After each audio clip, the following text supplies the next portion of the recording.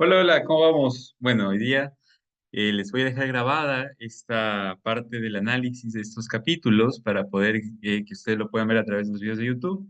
Y si se une alguien a la sala, pues bueno, ahí ya tendremos la dinámica de la conversación. Si no se une nadie a la sala, no hay ningún problema. Igual se hace el análisis, pero no habría esta interacción de la conversación propia del análisis. ¿Sí? Así que bueno. Bien, quiero comenzar compartiéndoles esta frase, que es una frase sumamente interesante de M. L. von Franz, que es una psicoanalista alemana que escribe, entre otras cosas, un ensayo muy interesante titulado El proceso de individuación. En ese proceso de individuación nos dice, cito en comillas, el proceso de individuación efectivo, el acuerdo consciente con el propio centro interior, núcleo psíquico o sí mismo, empieza generalmente con una herida de la personalidad y el sufrimiento que la acompaña. Esta conmoción inicial llega a una especie de llamada, aunque no siempre se la reconoce como tal. Por el contrario, el ego se siente estorbado a causa de la voluntad o su deseo, y generalmente proyecta la obstrucción hacia algo externo. Esto es, el ego acusa a Dios o a la situación económica, o al patrono, o al cónyuge, de ser responsable de aquello que le estorba, ¿no? Entonces, es muy interesante porque Franz nos remite nuevamente a la formación del yo, del sí mismo, cómo nosotros podemos llegar a configurar este sí mismo. Y la única manera de configurarnos es a través de la irrupción de el punzar del otro, ¿no? El otro, ese cuidador primero, ese que nosotros podemos llamar mundo, fenómeno exterior a mí, cuando se acerca ese extraño a mi yo, ese extranjero, es el que me permite tener la imagen de mí mismo, el mí mismo, ¿no? Y de esa manera proyectarme a mí y pasar de ser una especie de organismo a ser un sujeto, ¿sí? A estar sujeto al otro. Ya múltiples estudiosos lo han hecho, ¿no? Esto también del sí mismo se estudia en psicología social, el yo espejo, como le suelen conocer también, que quiere decir que nosotros nos configuramos a través de la mirada del otro, es decir, nos reflejamos con el otro.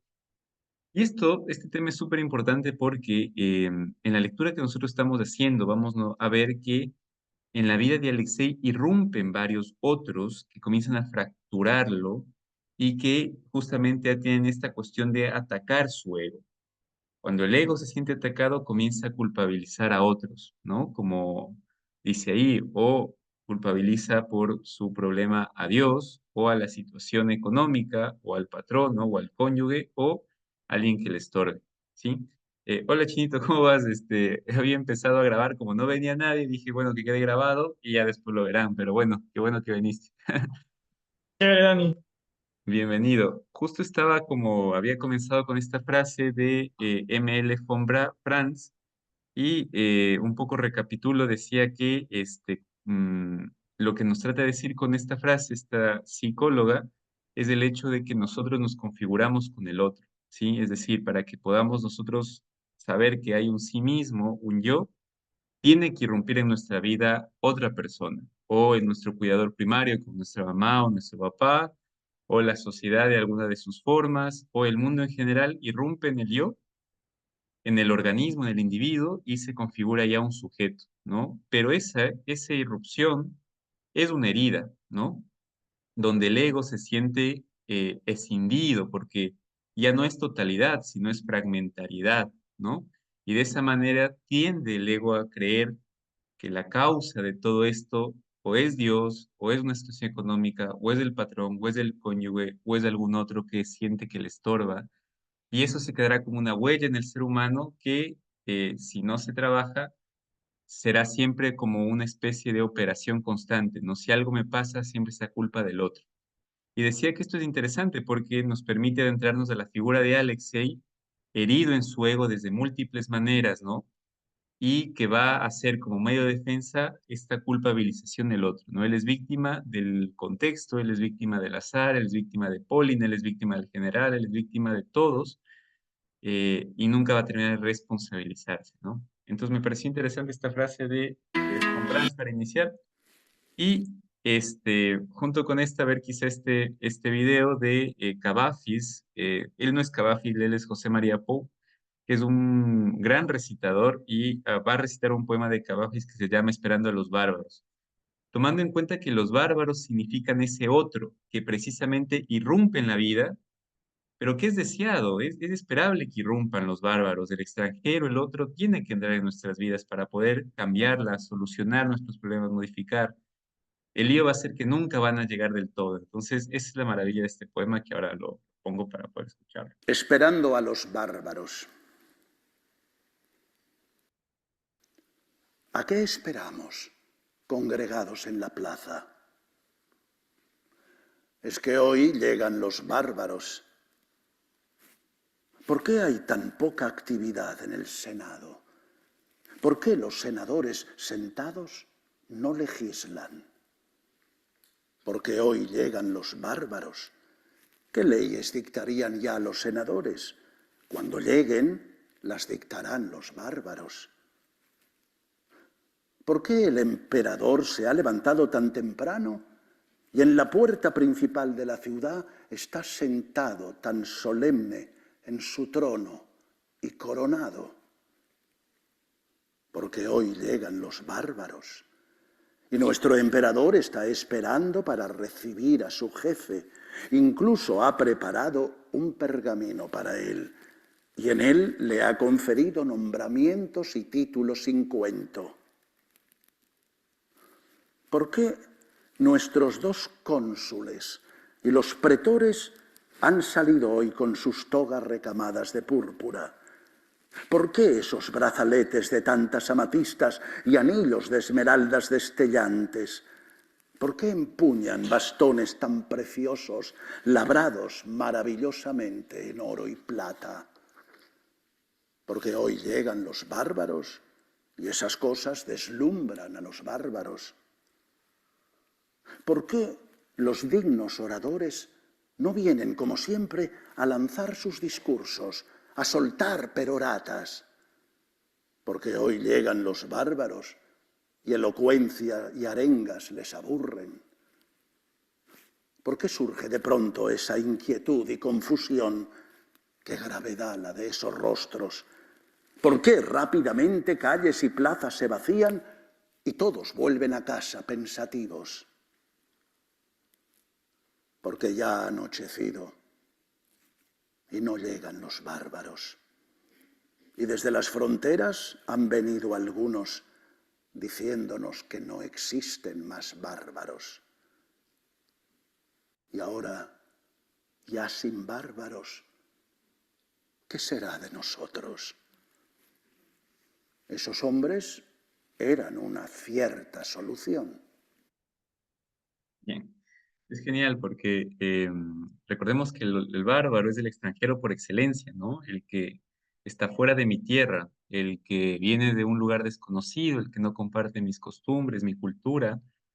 Y sin embargo es el esperado también en el poema porque justamente es el bárbaro el que va a ayudar a solucionar los problemas, ¿no? El que va a permitirme a mí, como decía en algún momento, configurarme como persona, ¿no? El otro, siempre la alteridad nos comienza a ser como personas. Y el poema termina, ¿no? Y ahora ya sin bárbaros, ¿qué será de nosotros? Esos hombres eran una cierta solución, ¿no?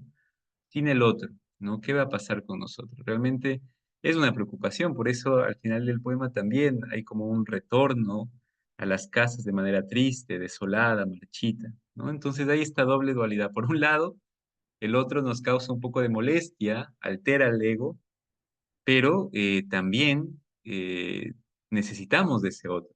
Entonces, esa ambivalencia de sentimientos es justamente lo que sucede con la llegada de los bárbaros, ¿no? A nuestras vidas. Y bueno, creo que es interesante porque justamente Alexei está experimentando esto. Entonces, bueno, para seguir con el tema del análisis de hoy día, había preparado una No pequeño estoy. resumen. Ujú. Entonces, ya llegó mi mamá también. Bienvenida. Hola, Buenas Eli. tardes. ¿Cómo están? ¿Cómo ¿Qué tal? vamos? Estamos Bien. poquitos ahora. Bien, bien. Así veo. Muy bien. Había comenzado diciéndoles que era importante esto de entender cómo se configura el ego, la configuración de uno mismo, ¿no?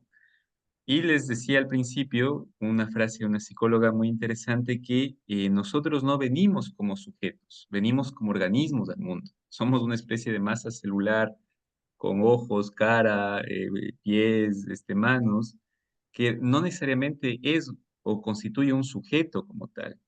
Es sujeto en la medida en que se encuentra ya este especie de organismo con el otro, ¿sí? El yo se configura con un otro, con la primera cuidadora, con el primer cuidador. En ese contacto recién se comienza a constituir un sujeto plenamente formado, ¿no? Antes no es un sujeto, ¿sí? No se da cuenta ni siquiera de su yo, no sabe que existe, no hay un sí mismo, ¿no? Incluso me acuerdo de Piaget en una de sus etapas de la formación evolutiva del ser humano. Luego de la etapa sensorio-motora, el niño recién comienza a saber que él existe, porque si ustedes se le pueden ver a un niño chiquitito frente al espejo, no se va a reconocer, no va a pensar ese niño, el bebecito que es yo, va a pensar que es cualquier otra cosa menos que es un yo. Luego, después de una cierta etapa de formación, va a comenzar a saber que ese que ve en el espejo es él, ¿no? Y eso lo logra únicamente por el contacto con una otra persona, ¿no? Y ahí el ego también se configura de sí. Y bueno, eso nos sirve porque justamente Alexei, repito nuevamente, tiene varias encuentros que vuelven otra vez a mover, a movilizar su ego, ¿no? Muchos encuentros que le hacen a ese ego herido que él tiene responsabilizar de su desgracia siempre a otros, ¿no? Entonces, esto era como importante. Y bueno, recapitulemos un poquito nada más para ubicarnos y empezamos con el análisis y ahí pasamos a conversar nada más. Vamos hoy día a hablar sobre el capítulo 6, 7 y 8. Entonces, como no es la idea leerlos ni dar un resumen completo, solamente puntos, ¿no? Acordémonos que en el capítulo 6 tenemos la historia completa de la burla de Alexei a la baronesa. Nos termina de contar Alexei cómo fue esta burla a esta especie de varón y baronesa que pasaban por la calle, ¿no? Cómo se acerca, qué les dice, todo este aparte le cuenta a Polly. Una vez que sucede esto, esta burla, él se queda todo el día afuera y en la noche regresa nuevamente al hotel y es llamado Alexei por el general para conversar con él. Y en esa conversación le dice que haya cumplido, que ha hecho una gran ofensa y que por lo tanto el deber del general es despedirle a Alexei y prescindir de sus servicios. Alexei se indigna porque el general no le considera como sujeto, nuevamente el ego herido, y le dice que él ya tiene 25 años y que es una persona completa y que él puede defenderse ante el varón, que le sorprende que el varón no se dirigido directamente a él, sino al general. Amenaza de esta manera a Alexei con conversar nuevamente con el varón y pedirle explicaciones e inclusive una disculpa, ¿no? Por no haber hablado directamente con él y poner intermediarios. Finalmente, sabemos que cuando ya se termina esta charla y él es despedido completamente, se topa con una de las niñeras de la casa y la niñera le dice que, en efecto, María Filipovna está de viaje porque parecería que está pidiendo dinero, ¿no? Hay un problema económico bien fuerte. Bien, se termina ahí el 6, el capítulo 7 en cambio inicia con Alexei levantándose al siguiente día, le dice ya al camarero que todas las cuentas de aquí en adelante corren por él porque ya está despedido, ¿no? Y él quería hablar de esto, ver a su amigo inglés, que era parte del plan, ¿no? Él quería, por medio del inglés de Ashley, llegar a Álvaro y poder hacer su reclamo. Entonces, cuando estaba en este preparativo para salir a buscar a Ashley, llega de mañanita, inesperadamente, el francés le comienza a suplicar para que abandone esta idea de conversar con el varón, porque lo que va a hacer es causar revuelo, ¿no? Es decir, causar escándalo innecesario. Y Alexei siempre se pregunta, pero ¿por qué caramba no quieren que cause ese escándalo? O sea, ¿qué pasa? ¿Cuál es la necesidad del general de que no haya ruido, ¿no? No termina de entender muy bien. Le pregunta al francés, el francés nunca le dice mucho, siempre está como rehusando a decirle cosas. Y Alexei le dice, bueno, yo no voy a ceder ante ustedes, yo voy a hablar con el varón a través de Alex, ¿no? Y en ese momento, ya cuando hay todo, parece que Alexei tiene la delantera, le entrega el francés una carta de Polina, donde le dice Polina que no sea estúpido y que haga caso, ¿no? Y que no arme ningún escándalo. Y bueno, frente a los mandatos de Polina, recordemos que Alexei es una especie de esclavo, ¿no? Y él ya no puede hacer nada. O sea, ya Polina le dijo y Polina sentenció y él es esclavo de ella, así que tiene que hacerle caso, ¿no? Cambia la decisión y sospecha del francés sobre Polina, porque se da cuenta que la relación de Polina con el francés parece que también es de sumisión. Parecería que Polina hace todo lo que el francés le diga, ¿no? No entiende todavía por qué. Bien, ahí se acaba el capítulo 7 y el capítulo 8, finalmente, nos cuenta este Alexei que sale ya, una vez terminada esta conversación con el francés, a buscar a Asley y justo se topan, porque Asley también le estaba buscando a Alexei. Entonces le invita a tomar un café, como es de mañanita, probablemente no ha desayunado Alexei y Asley ha tomado algo suave, entonces bueno. En ese café ambos van a conversar, ¿no? Y por fin Alex se encuentra un amigo al que le puede contar toda su vida, ¿no? Lo que le pasa, los sentimientos que tiene, las contrariedades. Qué importante, ¿no? Es nosotros en nuestra vida tener alguien con quien hacer catarsis, ¿no? Ser escuchados, sentirnos queridos, valorados. No por lo que hacemos, sino por lo que somos. eh, Ciertamente a Alex y le valora no por lo que hace, porque en realidad no es nadie de la nobleza propiamente dicho, le valora por lo que es, ¿no? Entonces eso es muy importante, ¿no? Y Alexei se siente en la confianza de hacerlo. Es interesante porque en el capítulo 8 hay una parte que a mí me toca mucho que dice, Alexei mira la mirada de Asley que lo ve con bondad, es decir, ve la mirada de bondad de Asley y le invita esa mirada a hablar, ¿no? Y es que es así. Nosotros cuando conversamos con alguien hay miradas que nos invitan a hablar, a abrir el corazón, cuando nos miran con bondad, con cariño. Cuando no, cuando nos miran desde otra perspectiva, pues posiblemente haya muchas trabas para conversar. Entonces, bueno, Alexei le cuenta todo y termina enterándose a través de Ashley, Alexei, que la señorita Blanche le dice a Ashley que ya él le había conocido hace algún tiempo atrás en Ruletenburgo, porque ella se llamaba de otra manera y esta chica lo que buscaba es estar con hombres de altura de clase para que a ella le den un cierto estatus. Entonces, que ya había estado con otro hombre y que incluso hace mucho tiempo atrás el varón le había coqueteado a ella, a Madame Blanche, cuando era más joven, y que esa coquetería había hecho que tenga un tremendo problema con la baronesa y posiblemente hubieran expulsado a Madame Blanche de el país de Ruletemburgo si es que no se solucionaba de alguna manera y si es que Blanche no se iba con otra persona. Entonces hubo una fuerte riña ahí y ahí entiende recién Alexei por qué se tienen que cuidar de otro escándalo. No les conviene tener un escándalo peor con el varón y la baronesa. Esta historia ya la sabía Paulina. Entonces la pregunta es, ¿y por qué Paulina causó esto? Si ya sabía que podría haber un gran escándalo con Madame Blanche. Bueno, se comienza a entramar un poco el juego, ¿no?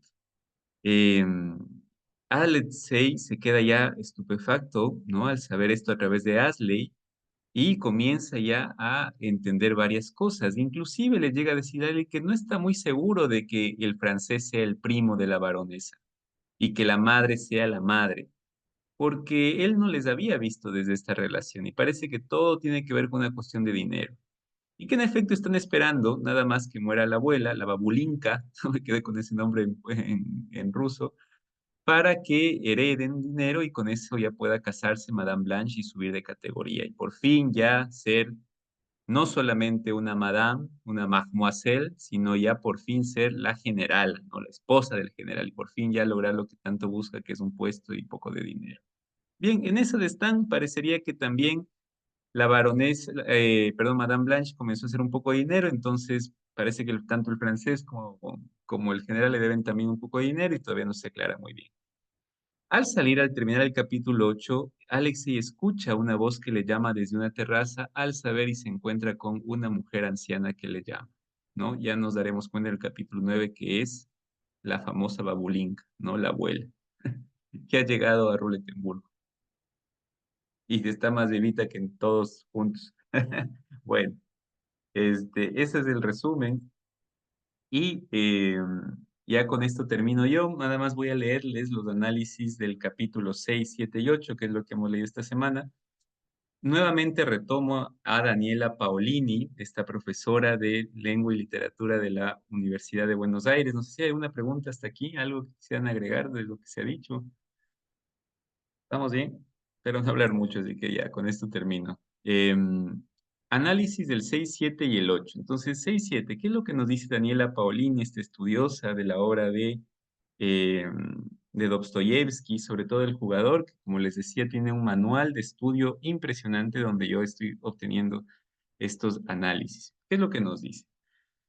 Leo textualmente, ahí voy comentando si hace falta. Los capítulos 6 y 7 tratan sobre el enfrentamiento con el varón y sus inmediatas consecuencias. Enfrentamiento de Alexei, ¿no? Es evidente, dice Daniela, que Alexei quiere demostrar a través de este conflicto que es capaz de generar caos. E incluso cuando dice estar ofendido, su narración nos hace sospechar que solo pretende estarlo para perturbar su entorno. Y esto le había dicho el general, ¿no? ¿Qué es lo que usted quiere aquí? ¿Generar caos, generar revuelta, hacer un escándalo? Porque no tiene otra intención. ¿Cuál sería la intención de esto? Resulta irónico, continúa Daniela, para el orden de la nobleza en el que se mueve Alexei, que un simple profesor espere que un varón, alguien superior en la jerarquía social, le pida disculpas. Cuando además fue él, Alexei, quien inició con su atrevimiento a la ofensa. Sin embargo, vemos que Alexei trata de imponer su propia lógica para evitar que se lo trate como a un sirviente que no puede hacerse cargo de sus actos. Nuevamente el ego, ¿no? El ego que le hiere, que le golpea y que le hace, como una reacción psíquica, culpabilizar al otro, ¿no? Porque lo único que puede golpear el ego es el otro, en mayúsculas, ¿no? O el contexto, o una persona, o un familiar, o lo que quiera que sea. Ya vemos por qué, ¿no? Ya sabemos que el ego se hace a través de esa ruptura, esa escisión del yo.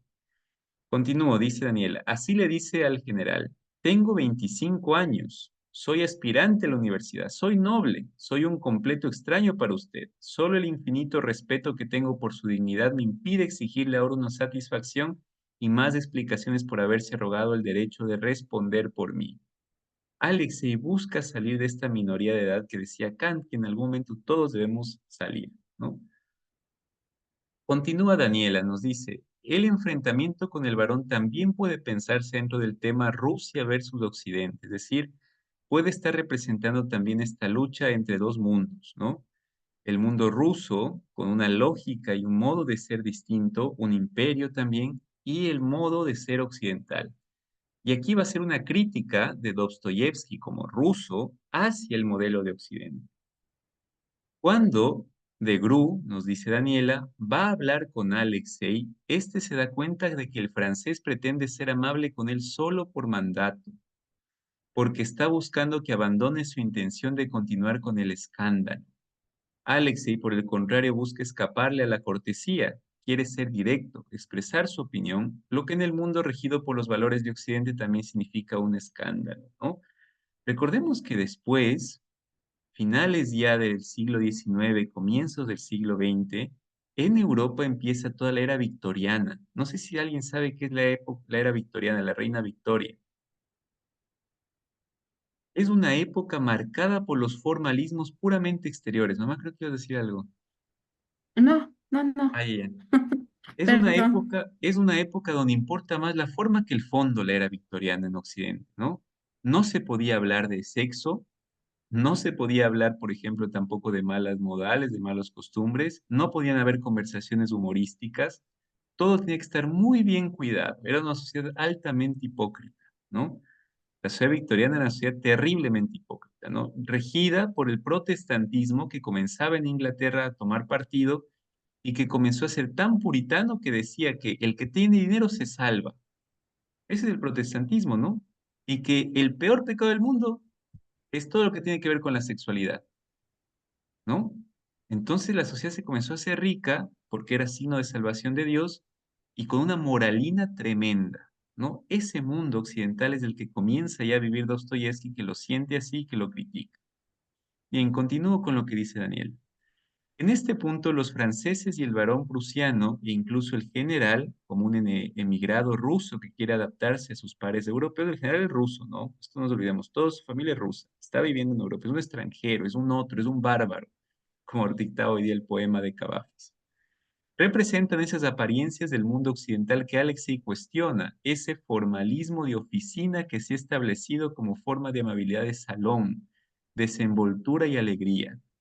De esta manera, el episodio también se relaciona con el tema de la crítica a la moralidad como moralina, es decir, como moralidad superficial o falsa. ¿Qué sociedad más hipócrita se vivió a finales del siglo XIX y principios del siglo XX? Sociedad tan hipócrita que hasta ahora arrastramos esa moralina repudiante en nuestra vida, ¿no? Vayan a ver al confesionario la gente de qué más se confiesa, ¿no? No se confiesa de, yo qué sé, de una especie de usura o de falta de amor al prójimo, o yo qué sé, de falta de servicio. Puro cuestión relacionada con la sexualidad, ¿no? Sexo, sexo, sexo, sexo, sexo. Nos ha medido que el sexo es lo peor del mundo. Lastres de estas épocas victorianas terribles, ¿no? Que se vivió en el siglo XIX-XX. Bien, y el capítulo 8, nos dice Daniela Paolini, leo, la conversación entre Alex y Mr. Ashley del capítulo 8 revela algunos datos importantes para la trama sobre el pasado de Mademoiselle Blanche de Comines. Mr. Ashley tiene las mismas sospechas de Alexei sobre el origen noble de aquella mujer francesa a la que conoció con otro nombre, y habíamos dicho que le había visto años atrás, pero de otra manera, y de quien presume que no es pariente de Gru, del francés, ni de quien aparenta ser su madre, es decir, ni siquiera sabemos si realmente son su familia. Dice Daniela, aquí se aborda el tema de las formas y el orden social, porque al parecer a Blanche le importa mucho relacionarse con gente que le permite adquirir un título. Quiere casarse para ser general y poseer riquezas. Del mismo modo se comportan el marqués y el general, que quieren evitar un escándalo con el varón para seguir manteniendo la farsa de estabilidad social. Sin embargo, cabe remarcar una diferencia entre los franceses y el general. Los primeros, los franceses, se interesan solo por el alto rango y la propiedad, mientras que el general quiere conservar las formas, según lo que cree Alexei, porque está perdidamente enamorado de Mademoiselle Blanche. Y termino con esto que nos dice Daniel. A través de este diálogo también observamos cómo Mr. Ashley se comporta con Alexei. Si bien le manifiesta que lo estima mucho, señala en varias ocasiones que Alexei no tiene el derecho de presumir y preguntar ciertas cosas sobre los demás. De esta forma, Mr. Ashley ubica a Alexei en su posición social, exigiéndole que siga la moralidad del entorno en el que vive. Como Alexei respeta mucho a Ashley, deja pasar sus observaciones, aunque muestra enfado por tener que seguir lo que para él es una moral falsa y superficial. Nuevamente el tema de la moral, ¿no? Bien, entonces esto es lo que nos dice Paolini sobre estos capítulos y tenemos este ratito para dialogar con las siguientes preguntas, ¿sí? 4 preguntas y con esto nos desconectamos porque se va a cortar la sesión y nos conectamos nuevamente a este mismo link, ya que hoy día no tenemos un completo. Solo les leo las preguntas y con eso a la vuelta conversamos. Primera, ¿cómo es la moral del entorno del jugador? ¿Cómo ustedes la miran? ¿Cómo la comienzan a visualizar? ¿Se distancia mucho de la moral de nuestro tiempo? ¿Qué críticas le haríamos a la moral actual, por ejemplo? ¿No? ¿Está igual? ¿Se ha cambiado? ¿No ha cambiado? Pensemos un poquito sobre cómo vivimos nuestra norma moral. ¿Cómo la ven ustedes? ¿Qué contrastes darían? Segunda pregunta. ¿Cómo describiríamos la autoestima de Alexei? ¿Se hace respetar realmente? Recordemos que todo este escándalo que monta es para hacerse respetar, ¿no? Pero ¿realmente se está haciendo respetar o más bien busca una verdadera liberación? Él dice, no soy un niño, ¿no? Se ubica en otra posición. Segundo eje temático para dialogar. ¿Qué sentimos frente a las paradojas del personaje principal? ¿Está bien vivir con las paradojas en la vida? ¿Qué paradojas hemos experimentado? Recordemos que paradojas nos referimos a esta dualidad de sentimientos o de acciones o de pensamientos. Por un lado pensamos A y por otro lado pensamos no A, o pensamos hacer B y terminamos haciendo no B. Esa es la paradoja, ¿no? Hay una contradicción aparente que encierra un sentido, porque las paradojas nunca son sin sentido, y Alexis está lleno de paradojas. Existen esas paradojas en la vida, ayudan, ¿por qué las vivimos? Y finalmente, quizá también si les parece, igual no son solo preguntas guía, ¿no? En realidad se puede optar por hablar de alguna de estas o tomar otra diferente. Pero otro de los temas que me parece interesante de estos 3 capítulos es la importancia de la catarsis, ¿no? De la amistad, de lo que les decía de la conversación, ¿no? Qué importante es tener no solamente una persona que podamos hablar, sino que nos escuche, el arte de escuchar. Ese es muy, muy importante. A veces no nos escuchan, ¿no? Y ese es un llamado, un grito de la sociedad actual, el escuchar. Bueno, Tenemos esto entonces para poder conversar. Creo que es un análisis profundo porque, bueno, desglosamos mucho el capítulo, los 3 capítulos y también nos permiten tomar las temáticas principales, sobre todo relacionadas con ahora con la moral. Así que si les parece, corto la sesión y ahí sí nos conectamos nuevamente para ya desplayarnos para conversar. ¿Les parece? Correcto. Cierro entonces esta. Nos vemos. Mismo link. Nos vemos luego. Correcto.